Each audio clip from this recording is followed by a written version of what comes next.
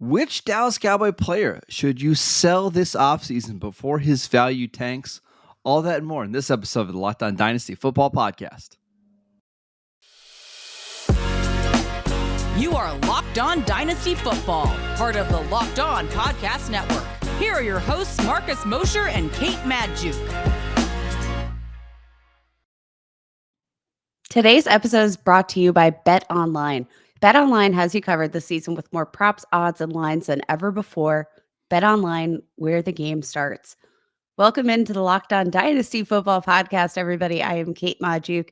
You can follow me on Twitter at FFBallBlast. And of course, I am joined by the biggest Dallas Cowboys fanatic, Marcus Mosher, my fantastic co-host and co-host of the Locked On Cowboys podcast, who I'm just so pleased to have with me today for this fantastic episode where we break down buys and sells of the Dallas Cowboys. So, guys, we're continuing on with the series team by team, breaking down all you need to know. Are you buying? Are you selling?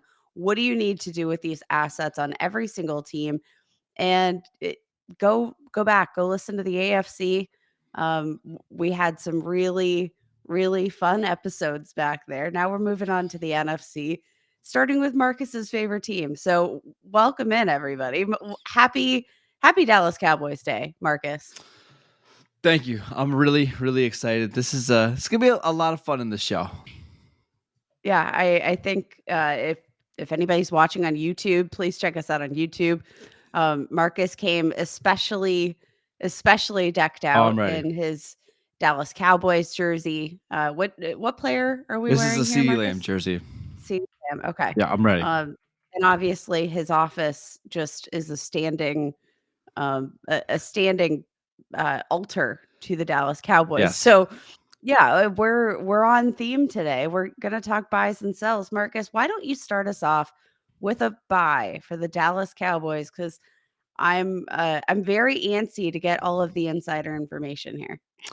Yeah, and some of these might be a little bit surprising, especially if you listen to the Locked On Cowboys podcast for any amount of time. But my buy, Kate, is Ezekiel Elliott.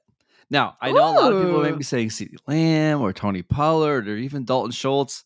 But for me, it's Ezekiel Elliott just because we've gotten to a point now, finally, after 6 years, that his price is appropriate. According to Dynasty League Football, he is RB21.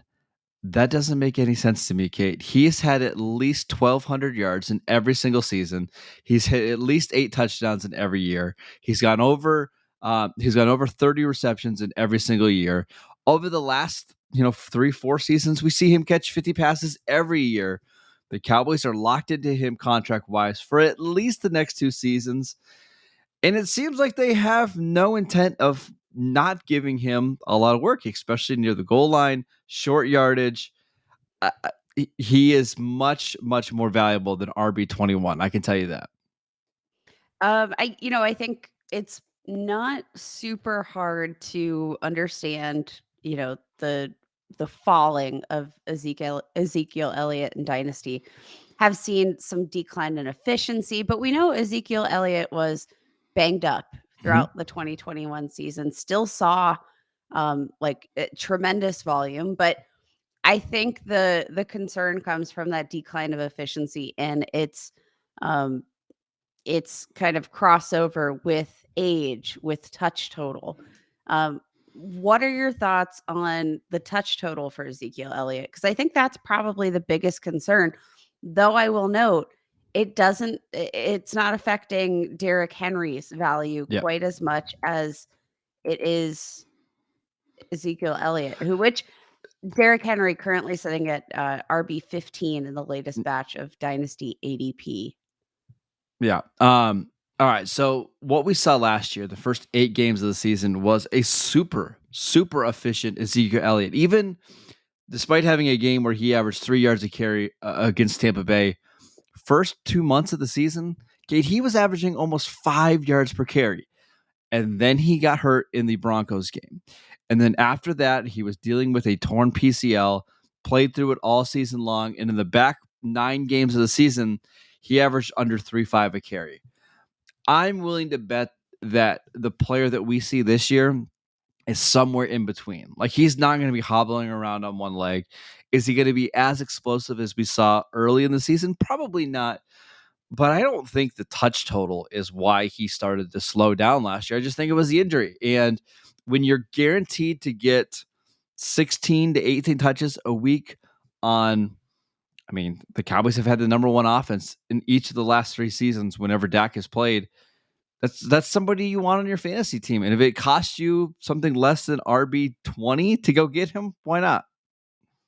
Yeah, I think this is definitely one of those players that if you are in a win now situation, really, really hard to Yes. beat that value there, because you know what? Like, I mean, again, though the touch totals are there, though he's getting older, like it doesn't really matter because he is in a position where he is going to go ahead and win you in a season right off the bat. He does lead the league since drafted in 2016, leads the league by far in scrimmage touches. Mhm. Almost 2,000 touches since he was drafted back in 2016. The next highest total touch for any running back, 1,544 touches. That's Melvin Gordon, who has also just been touching the ball nonstop. But again, I think this comes down to just immediate value.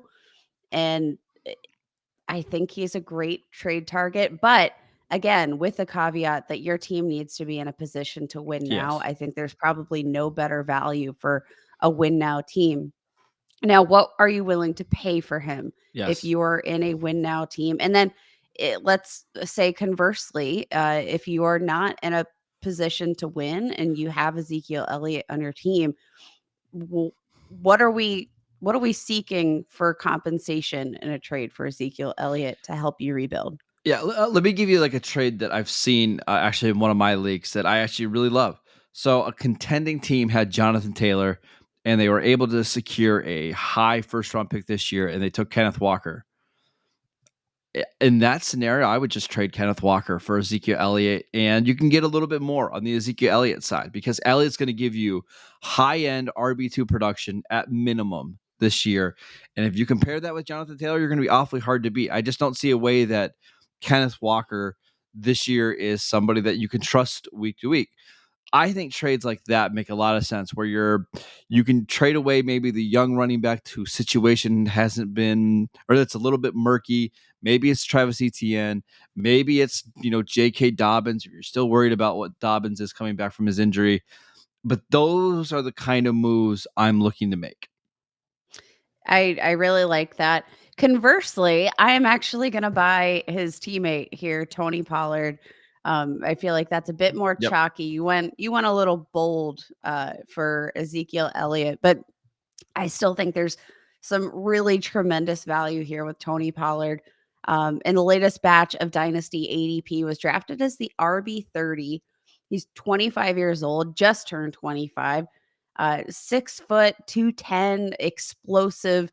But what I really like about Tony Pollard is the receiving ability. I think he provides a pretty safe floor for fantasy managers in terms of his target share. Saw 46 targets as effectively a backup running back in the 2021 season. There's the departure of Amari Cooper.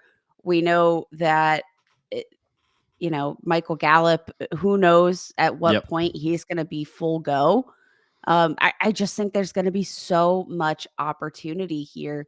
And I think that Tony Pollard, when it comes down to it in, the next, at least the 2021 season, I think he's going to be one of these players that you can leave in your flex and just keep him there all season long.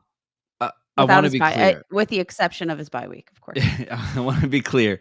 I think Tony Pollard's the better player than Ezekiel Elliott. I do. I just think he's more explosive. He's more dynamic with the ball.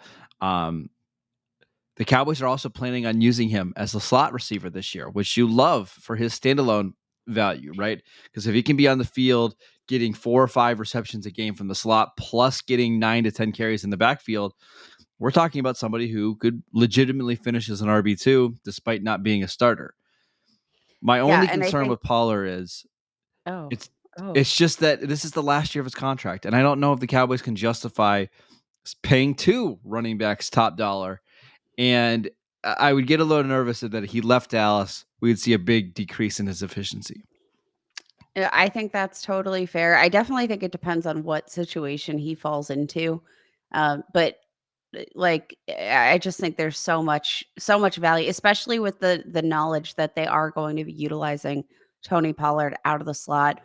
Cedric Wilson led the team with 65 slot targets last year.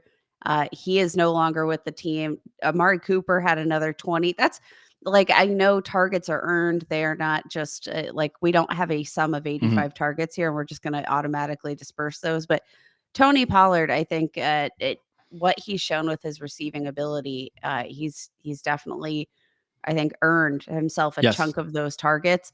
I would not be surprised in the slightest if we saw Tony Pollard have 75 targets this year. Neither would I. In fact, I think if you assume rational coaching from Mike McCarthy and Kellen Moore, Big he should. assumption. Yeah, he should, because he's just outside of CeeDee Lamb and Michael Gallup. He's their best playmaker. Get him the ball. All right, I want to talk about dynasty sells, Kate. But before we do that, I want to tell you guys about Blue Nile. Whether you're ready to pop the question or you're celebrating a milestone moment, find jewelry as unique as her with the modern convenience of online shopping at BlueNile.com. Blue Nile has simple online tools that let you choose a diamond shape, size, and clarity, as well as setting style. Blue Nile will then handcraft a perfect engagement ring, with each ring being one of a kind. Make your moment sparkle from BlueNile.com, and Locked On Dynasty listeners will get $50 off purchases of $500 or more. This podcast exclusive includes engagement. Use promo code Locked On. Again, promo code Locked On. Plus, every order is insured, ships free, and arrives in a discreet packaging that won't give away what's inside. Shop stress-free and find your forever piece. Go to BlueNile.com today. Kate, your biggest sell for the Dallas Cowboys? This should be no surprise for our loyal Locked On Dynasty listeners. I'm selling CeeDee Lamb, guys. I'm still selling CeeDee Lamb. Marcus, I feel like you kind of fallen off the bandwagon here with me. I have. We were very much in this together about CeeDee Lamb's dynasty value being absolutely redonkulous. And I feel like you've switched teams and I'm all alone here on a lonely island, but that's fine. You know what? I'll sit on my lonely island and I'll just reap all the value that there is to be had from selling CeeDee Lamb at wide receiver 3 value. Like I think CeeDee Lamb, I love the talent, obviously. Who doesn't love the talent of CeeDee Lamb? But I mean, the fact that he's being drafted right around wide receiver 3 in dynasty leagues, that valuation is really, really hard to get on board for, Marcus. I mean, 7 games this year with more than 15 fantasy points in PPR leagues. That's 7 performances as a wide receiver 2 or better. 7 out of 16. He killed you in half of your games. And Marcus, a lot of those games came at the end of the season when you needed him the most. Weeks 13 on, literally had a decrease in fantasy production every single week, ending his season with 6.5 PPR points against the Philadelphia Eagles. I love CeeDee Lamb. I love the talent. But again, this comes down to thinking about, how do you want to be a savvy dynasty manager? And I think a part of being a savvy dynasty manager is understanding where player evaluations can go. Because I don't think CeeDee Lamb's dynasty value can get any higher at this point. And I don't think that current evaluation matches any of the production that we've seen so far in his career. I mean, looking back to what he did last year as opposed to his rookie season in 2020, literally 3 performances as a wide receiver 1, 7 performances as a wide receiver 2 or better, did the same exact thing in 2020. Like there was absolutely no difference. He scored right around 15 more fantasy points, averaging right around like the wide receiver 19 in each of those seasons.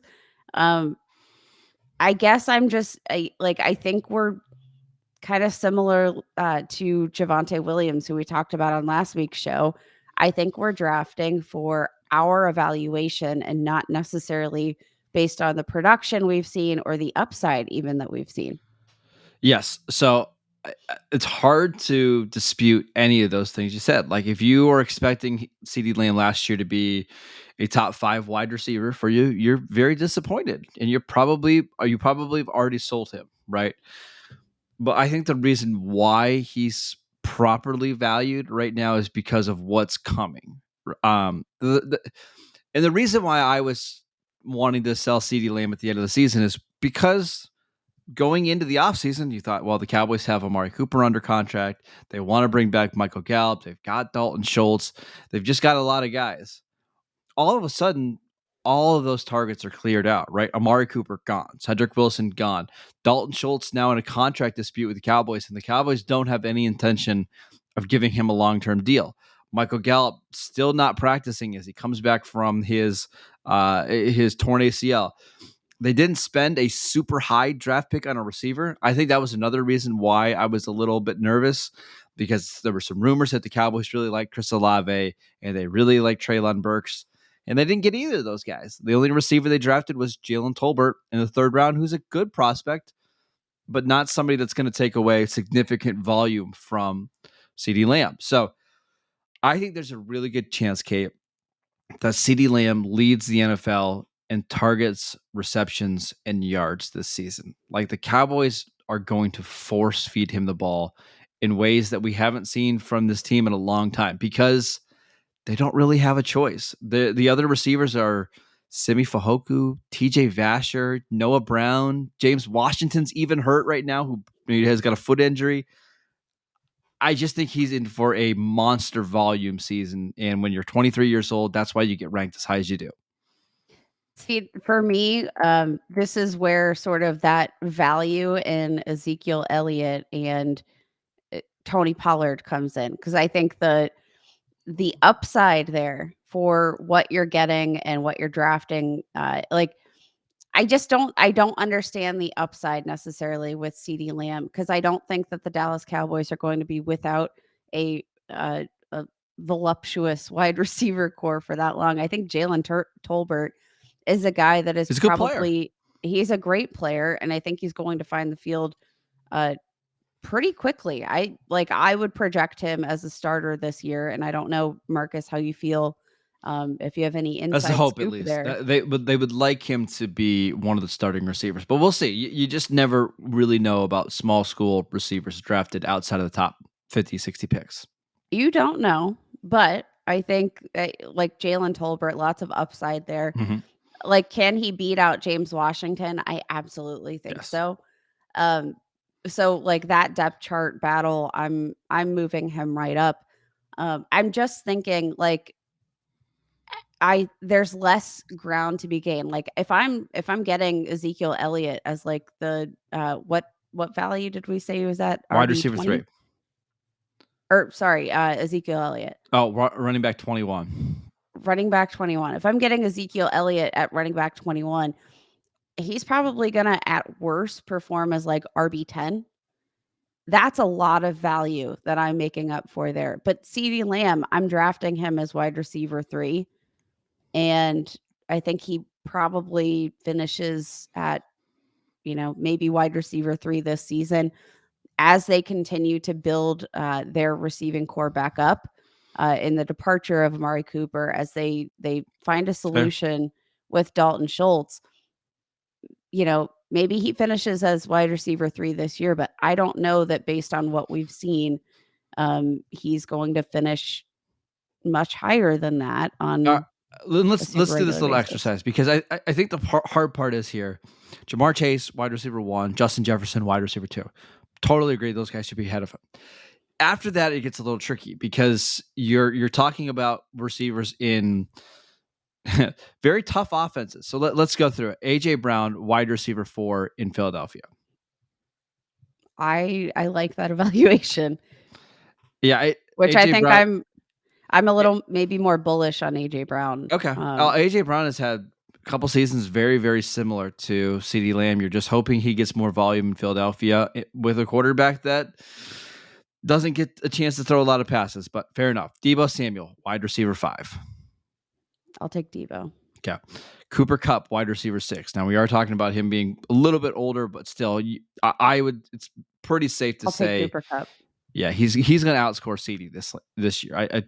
I don't see how that doesn't happen. Jalen Waddle, wide receiver 7.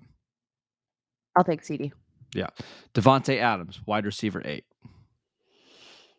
In a There's win just so many now more options situation, I'll take the value, I think, on Devontae Adams there, who's still probably going to finish as a wide receiver, the wide receiver 1 this year. Spicy. I don't think that's that spicy, Marcus, and that's coming from somebody who does not even like the Raiders. Yeah. It's just the next couple of receivers. Tyreek Hill, DK Metcalf, and DJ Moore. All 3 of those receivers have less than average quarterbacks, and it's why it's so hard to find guys that you feel absolutely great about putting ahead of CeeDee Lamb, because we mentioned this before. CeeDee Lamb is going to be on, the last 2 years, number 1 ranked offense again when Dak plays, and they're going to have a ton of chances to score.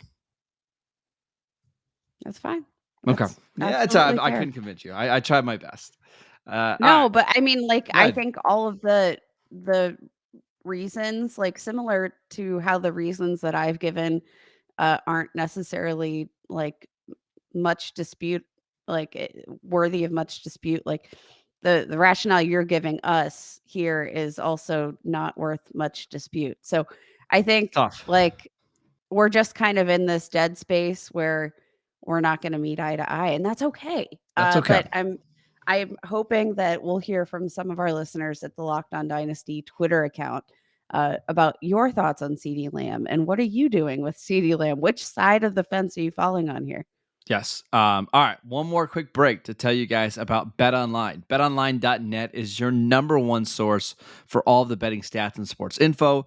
Find all of the latest sports developments, news, and odds, including this year's NBA Finals matchup. We got the NHL hockey finals. We got Major League Baseball. And of course, we've got MMA and UFC. BetOnline is your continued source for all of your sports wagering information, including live betting, esports, and more. Head to the website today or use your mobile device to learn more about the trends in action. BetOnline, where the game starts.